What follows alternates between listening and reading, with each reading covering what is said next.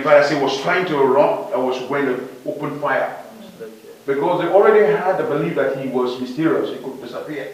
And so let us see how he would disappear. A series of bullets went down his legs, and then they took him away.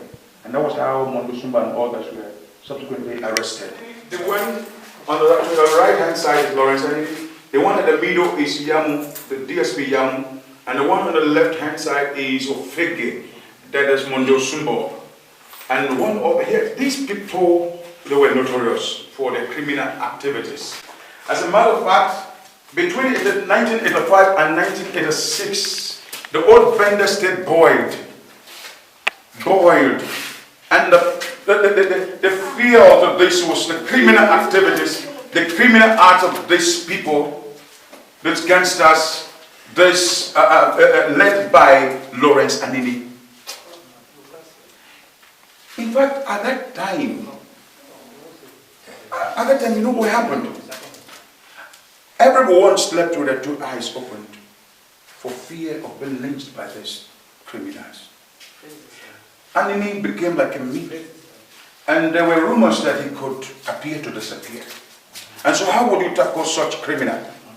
And in those days, whenever people were talking about them, they were talking in low tones, and people were advising you, don't shout too much. Policemen were scared wearing their uniforms. Why? So many of them who were police were killed by those people. They were murdered in cold blood.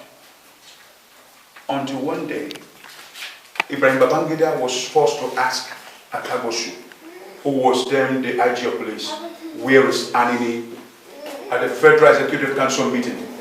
And the fame of these criminals grew, the unpopularity of these people, of these criminals, grew far and wide to Libya, where Muammar Gaddafi even requested for the presence of Lawrence Anini. It was that bad. But one day, they say every day for the thief, one day for the another house. One day, the man called Pario Sayende was deployed to Edo State. He understood the nitty-gritty of this land. And so, by his effort, God using him, they were able to eventually capture him in the house of his girlfriend here in Benin. And when they did, in fact, as he was trying to run, I was going to open fire.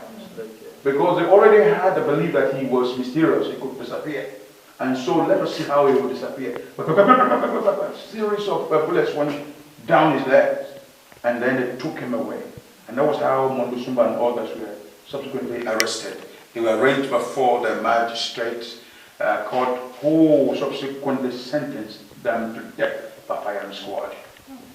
There was heavy downpour on that day, as they were tied to the stakes, drums behind, and the soldiers were posted. You can see the soldiers right there. And then the command came, action, and so many bullets were pumping into them. Suffice it to say that one man, the rest of them died immediately. Mondosumba called Ofege refused to die. They kept on pumping bullets into him until all the one on the left hand side, he refused to die. He was still breathing. He was still breathing. He kept on shooting and shooting and shooting. Well, they decided, it's okay, what do we do? They took him, gave them mass burial at second cemetery here. That was where they were given mass burial. Yes, no, he didn't come to die. They just put him inside along with Anini and others. That was the end of terrorism in the old Bendel, Edo and Delta State.